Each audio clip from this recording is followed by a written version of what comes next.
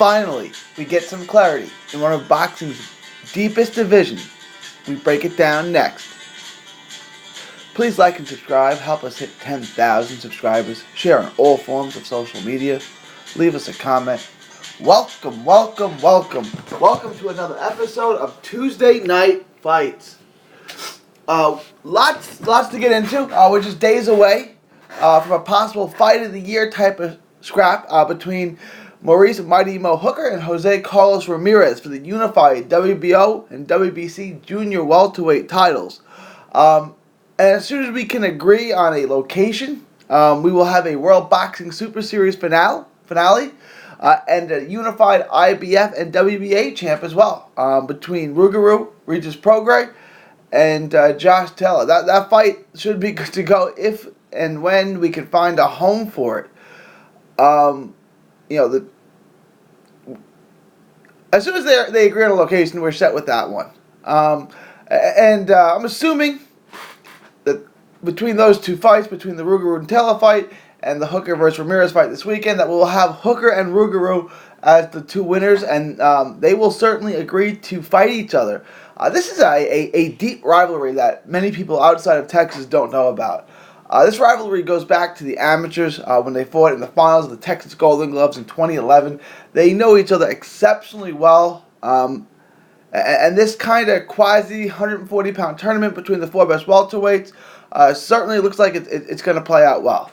It certainly looks like we'll have a Hooker-Ramirez winner, and then we'll have a Prograis-Taylor winner, and boom, the two brackets, everything lines up, and the two winners of those bouts will face off in the first quarter of 2020. Today was Hooker's media day, and Hooker and his team told me at the media day that at the Maple Avenue Gym in Dallas, shout out, that they're only hanging around 140 to unify, right? Like, this is what they want to do. They want to be undisputed. They want that opportunity. They think it's reasonable. They think they can do it in the next two fights. They said that there's just two more fights for Hooker at 140, and then he's going up to 147. And that's this weekend's fight, and then they're fighting Rougarou or Taylor. And I spoke to him, and they actually want Hooker wants Prograis to win. He wants to fight Rougarou. He wants that the shot at to beat him in the gold to beat him in the pros and get that revenge for the Golden Gloves back in 2011. And they said that's it. Then Hooker's going to 47. I was told Hooker walks around at about 158 and that he's a big guy. Yeah, that's not that big for the division. I'm sure Prograis walks around at about that. So does Taylor. Probably walks around about, I would think, more.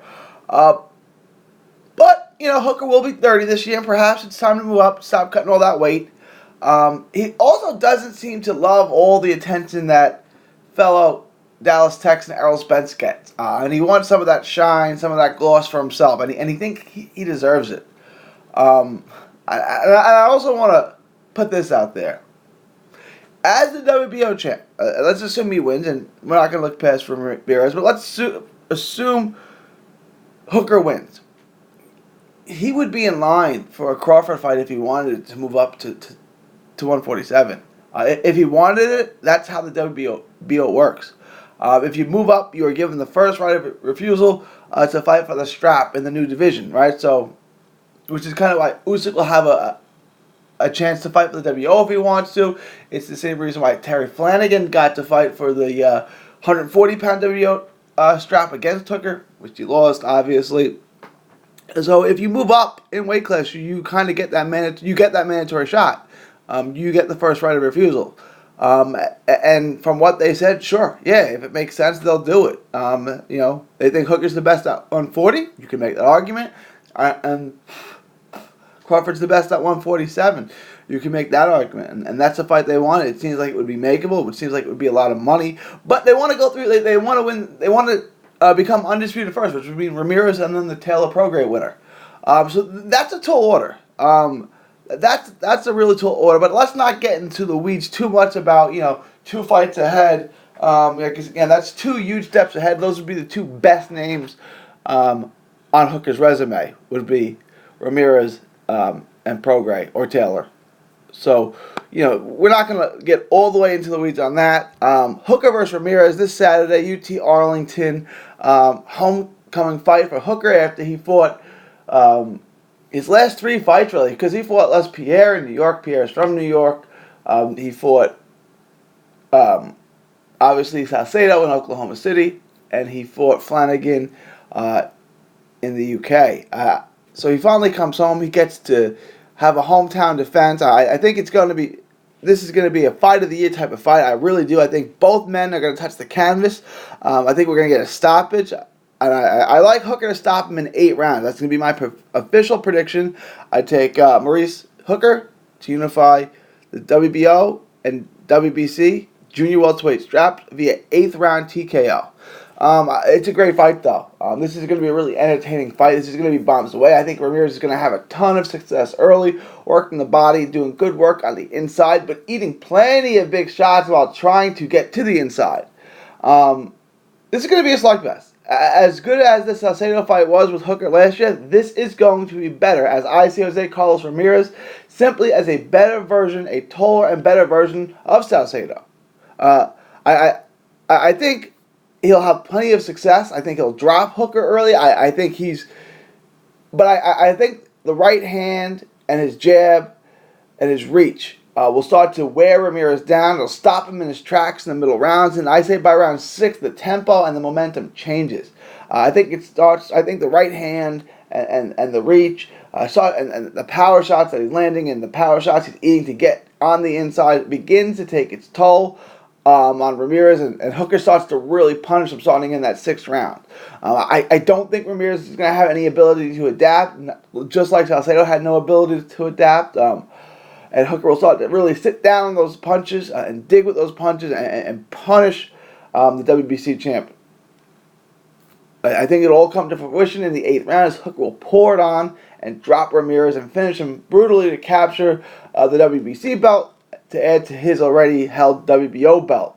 So that's how I see it going down. I got Hooker via 8th round TKO in a really, really fun, entertaining, drag him out brawl. I think he wins this fight, Hooker. I think Regis beats Josh Taylor in a really good scrap, and the two of them go on to face each other. That's Hooker and Rougarou in a rematch of the 2011 Texas Golden Gloves in the first quarter of 2020. All right, now I want to get into that just for a second because it is about the clarity in the junior welterweight division. I think we're going to have another undisputed champion in the division for the second time in 2 or 3 years since Crawford did it. I think that's going to be Maurice Mighty Mo Hooker. I think Hooker's length and style is hectic for a southpaw, especially a southpaw who's a counterpuncher. I think Regis Prograis is tailor-made for Hooker in the sense that he's a short-armed southpaw counterpuncher, and Hooker is going to beat him up in that long range. He's going to clobber him with the right hand. So my prediction is Hooker defeats Salcedo via 8th round TKO this weekend and then beats Regis Prograis in the first quarter of 2020 to become the undisputed junior welterweight champ later next year. And then, according to his team, if that happens, he'll move up to welterweight, but let's leave it at that. So I think, within 6 months, 8 months, 10 months, something like that, Hooker will be the undisputed welterweight champion, junior welterweight champion. And we'll have that by the first quarter of 2020. Let me know what you'll think. I know this is going to be highly unpopular with many of you, if not most of you, but give me your prediction. Who do you think is going to win this fight? Who's going to win the Hooker-Ramirez fight, that is? Who's going to win the Taylor versus Prograis fight? And if the two winners of those 2 fights were to fight, who would come out? This is kind of the semifinals, so give me you fill out the bracket, right? The semifinals, the finals, who do you think is going to win these fights? And do you think the 2 winners will square off? Because I really do, and I'm not usually that optimistic on these kind of things coming to fruition, but I do think that we will get the 2 winners squaring off in the first quarter of next year. Leave your thoughts, comments below. Please remember to like and subscribe. Help us hit 10,000 subscribers. Please share this on all forms of social media. Please remember to hit that like button, that thumbs up button for another episode of Tuesday Night Fights. From Texas to the world, this is 3D Boxing saying thank you and God bless.